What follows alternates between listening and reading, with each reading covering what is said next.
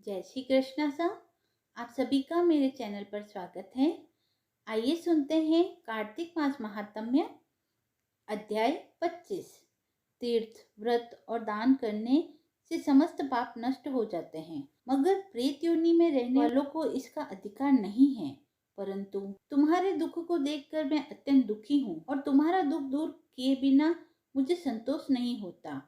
तुम्हारे पाप बड़े भारी है, क्योंकि यह तीनों योनियां बहुत बड़े पाप करने वाले को ही प्राप्त होती है, और प्रेत योनि तो थोड़े से पुण्य से नष्ट भी नहीं हो सकती।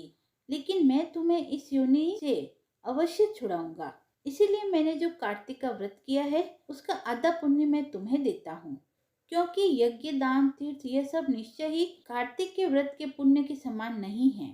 नारद जी ने कहा, हे राजन, इतना कहकर धर्मदत्त ने उसको ओम नमो भगवते वासुदेवाय यह द्वादशाक्षर मंत्र सुनाया और उसके ऊपर तुलसी का जल छिड़का। बस फिर क्या था, क्षण भर में वह प्रेत योनि से छूटकर प्रज्वलित शिखा के समान दिव्य रूप धारण करके लक्ष्मी के समान सुंदर हो गई। तब वह धर्मदत्त को दंडवत प्रणाम करके प्रसन्नता से गदगद होकर बोली, हे ब्राह्मण, आपके आशीर्वाद से मैं इस घोर नरक से छूटी हूँ। मुझ पाप सागर में डूबी हुई के लिए आप नौका के समान हैं। नारद जी ने कहा, हे राजन, अभी कलह इस प्रकार कह ही रही थी कि वहां पर विष्णुगण एक दैदीप्यमान विमान लेकर आए। विमान के द्वार पर अप्सराएं और गण बैठे हुए थे। धर्मदत्त ने उन सबको देखकर दंडवत प्रणाम किया। पुण्यशील और सुशील नामक भगवान विष्णु के गणों ने धर्मदत्त को अपने हाथ से ऊपर उठाकर उसका अभिवादन करके कहा, हे द्विश्रेष्ठ, आप धन्य हैं जो कि आप सदा भगवान विष्णु के व्रत, कथा और सेवा में लगे रहते हैं। आप सदा सर्वदा दीन दुखियों पर दया करते रहते हैं। आपने तो अपने बाल्यकाल में पवित्र और शुभ कार्तिक व्रत किया था। आपने उसके आधे फल से कला के पूर्व जन्म के एकत्रित पाप नष्ट कर दिए हैं। यही नहीं, आपकी कृपा से उसके सैकड़ों जन्म के पाप नष्ट हो गए हैं। आपके जागरण आदि के कारण से, पुण्य प्रभाव से आकाश मंडल से यह विमान आया है। हे ब्राह्मण, अब हम इसे भांति भांति के भोगों से युक्त वैकुंठ में ले जा रहे हैं। आपके दान पुण्य के प्रभाव से, कार्तिक व्रत या तुलसी पूजा के प्रभाव से यह अब भगवान विष्णु के निकट रहेगी। आप भी इस जन्म के पश्चात अपनी दोनों स्त्रियों सहित वैकुंठ लोक में भगवान विष्णु के समीप रहेंगे और मुक्ति प्राप्त करेंगे। हे दया सागर, वह मनुष्य धन्य है और जन्म उन्हीं का फलीभूत है जिन्होंने कि तुम्हारी तरह भगवान विष्णु की भक्ति की हो।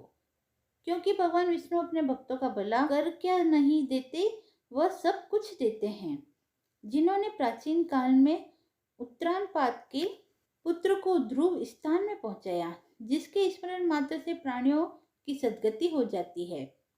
प्राचीन काल में भगवान विष्णु केवल अपने नाम को स्मरण से ही ग्राह द्वारा पकड़े हुए हाथी को हस्ती योनि से मुक्त करके जय नाम देकर अपना पार्षद बना लेते हैं। तुमने उसी विष्णु की सेवा की है। उसी से तुम अपनी दोनों स्त्रियों सहित 1000 वर्ष तक विष्णु भगवान के समीप निवास करोगी। जब तुम्हारा पुण्य क्षीण हो जाएगा, तब तुम पृथ्वी पर सूर्य वंश में अपनी दोनों स्त्रियों के साथ दशरथ के नाम से प्रसिद्ध राजा होगी, तथा यह कलह तुम्हारे आधे पुण्य की भागीदारी होने के नाते तुम्हारी तीसरी भार्या होगी। भगवान विष्णु तुम्हारे पुत्र के रूप में तुम्हारे निकट रहेंगी और देवताओं का कार्य करेंगे। भगवान विष्णु को प्रसन्न करने वाले तुम्हारे कार्तिक व्रत से अधिक महत्वपूर्ण यहाँ दान, तीर्थ आदि और कोई भी नहीं है। हे दया सागर, तुम धन्य हो, क्योंकि तुमने जगत गुरु भगवान विष्णु को प्रसन्न करने के लिए कार्तिक का व्रत किया है, जिसके आधे पुण्य के फल की भागीदारी इस कलह को इस समय हम अपने साथ विष्णु लोक ले जा रहे हैं। 25वां अध्याय समाप्त हुआ। आइए सुनते हैं कार्तिक मास में सुनी जाने वाली धर्मराज जी की कहानी। किसी गांव में एक बुढ़िया रहती थी। वह बहुत नियम धर्म से व्रत रखती थी। एक दिन भगवान के घर से यमदूत उसे लेने के लिए आए और वह उनके साथ चल पड़ी। चलते चलते एक गहरी नदी आई तो यमदूत बोले कि माई, तुमने गोदान की हुई है या नहीं? बुढ़िया ने उनकी बात सुनकर मन में श्रद्धा से गाय का ध्यान किया तो वह उनके समक्ष आ गई और बुढ़िया उस गाय की पूंछ पकड़कर नदी पार कर गई। वह यमदूतों के साथ फिर आगे बढ़ी तो काले कुत्ते आ गए।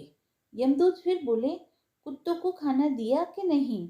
बुढ़िया ने मन में कुत्तों का ध्यान किया तो वे रास्ते से चले गए। अब बुढ़िया फिर से आगे बढ़ने लगी तो रास्ते में कौए ने उसके सिर में चोंच मारनी शुरू कर दी। तो यमदूत बोले कि ब्राह्मण की बेटी के सिर में तेल लगाया था। बुढ़िया ने ब्राह्मण की बेटी का ध्यान किया तो कौए ने चोंच मारनी बंद कर दी। कुछ आगे बढ़ने पर बुढ़िया के पैर में कांटे चुभने लगे तो यमदूत बोले कि खड़ऊ आदि दान की कि नहीं? बुढ़िया ने उसका ध्यान किया तो खड़ऊ उसके पैर में आ गई। बुढ़िया फिर आगे बढ़ी तो चित्रगुप्त जी ने यमराज जी से कहा कि आप किसे लेकर आए हो? यमराज जी बोले कि बुढ़िया ने दान पुण्य तो बहुत किए हैं लेकिन धर्मराज जी का कुछ भी नहीं किया, इसीलिए आगे द्वार इसके लिए बंद हैं। सारी बात सुनने के बाद बुढ़िया बोली कि आप मुझे सिर्फ 7 दिन के लिए वापस धरती पर भेज दो, मैं धर्मराज जी का व्रत और उद्यापन करके वापस आ जाऊंगी। बुढ़िया माई वापस धरती पर अपने गांव आ गई और गांव वालों ने उसे भूतनी समझकर अपने दरवाजे बंद कर दिए।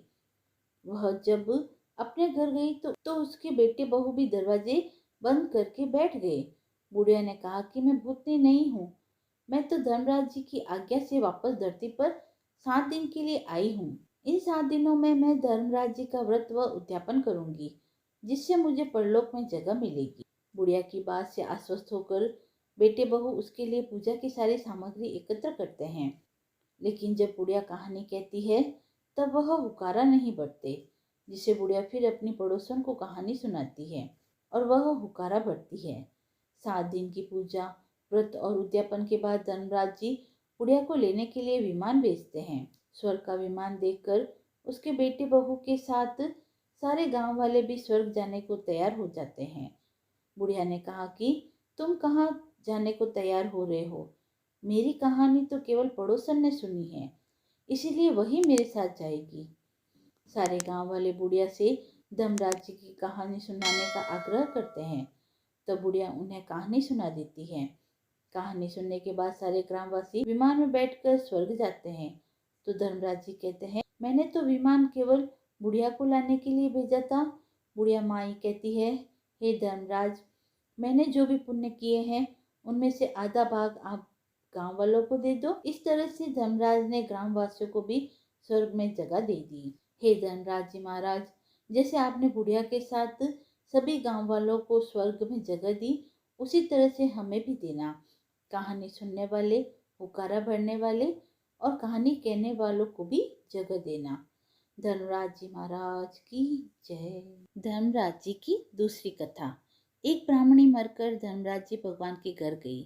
वहां जाकर बोली, मुझे धर्मराज जी के मंदिर का रास्ता बता दो।